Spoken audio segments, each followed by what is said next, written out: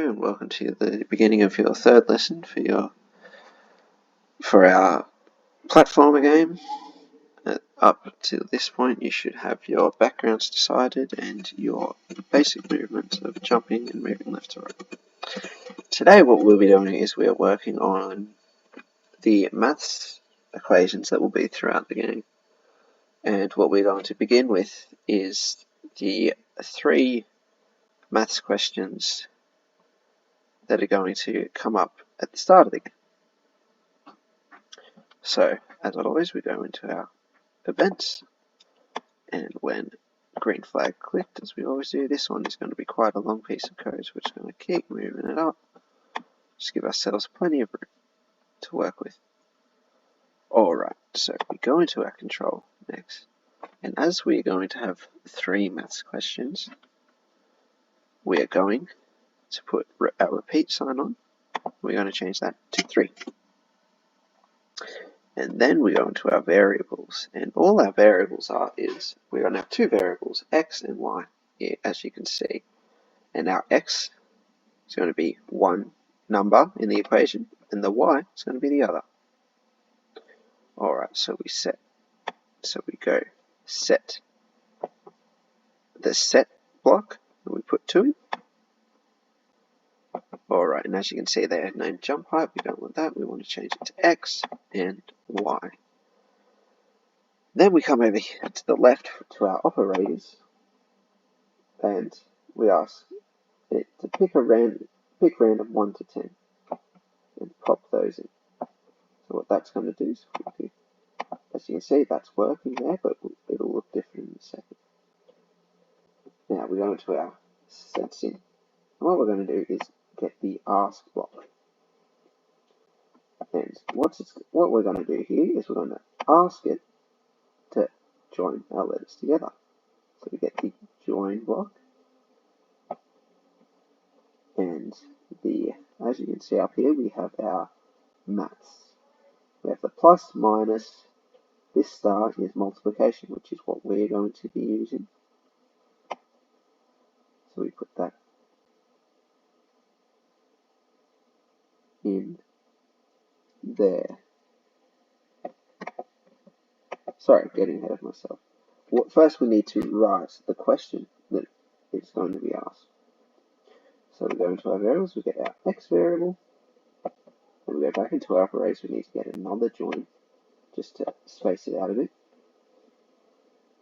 Join x, and then in this one, we're going to put one more. Join. We're going to put x for our multiplication sign, and in this one we're going to put y, our y variable, and lastly, we're going to put a nice, see how it says banana, we're just going to say nice question mark.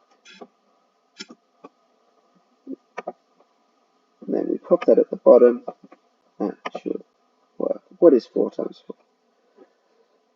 So now that we have our beginning, we have our question set, now we need to set it up so our answer can be set. So we go back to our events, our control,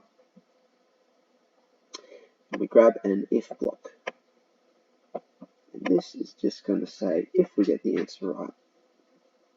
So we go to our operators again, 6.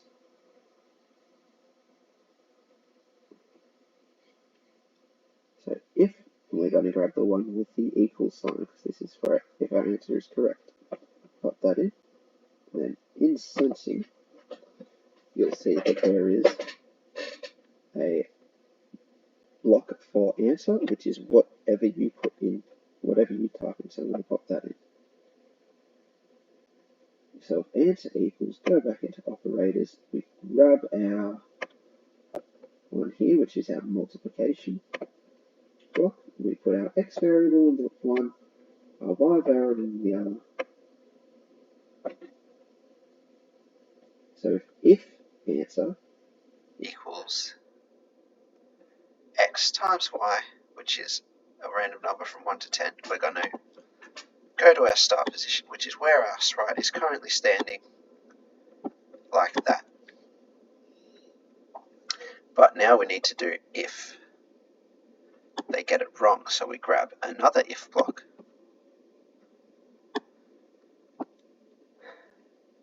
And this one is quite a big one, so we grab a or block, because you can either be bigger than the answer or smaller than the answer. So on the left side, we've got to put, first, this is our greater than symbol, which means bigger. So this, if the answer is bigger than the answer, your answer is bigger than the correct answer, rather, we put that in. And once again, we put our multiplication block in and put x and y.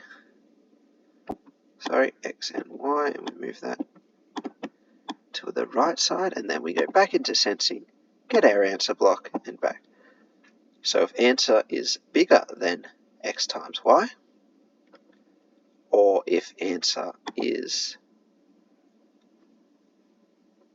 because it can be smaller, so we grab our smaller than or less than symbol, and we put answer. If answer is less than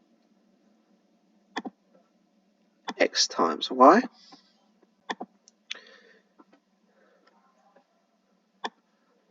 x times y, whoops, bit of an oopsie there, answer is, so if answer is bigger or smaller than x times y, then we're going to go into looks, and our sprite is going to say try again. So we grab our say,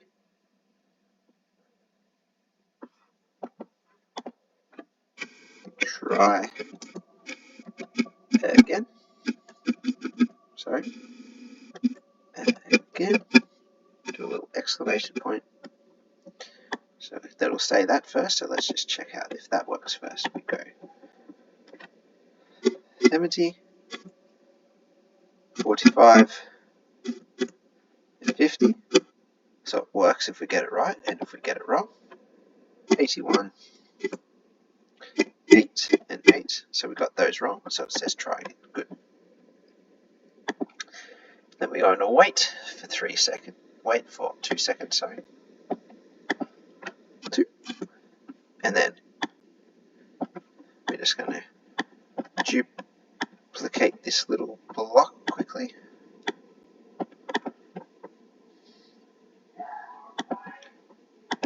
We'll put it all back together.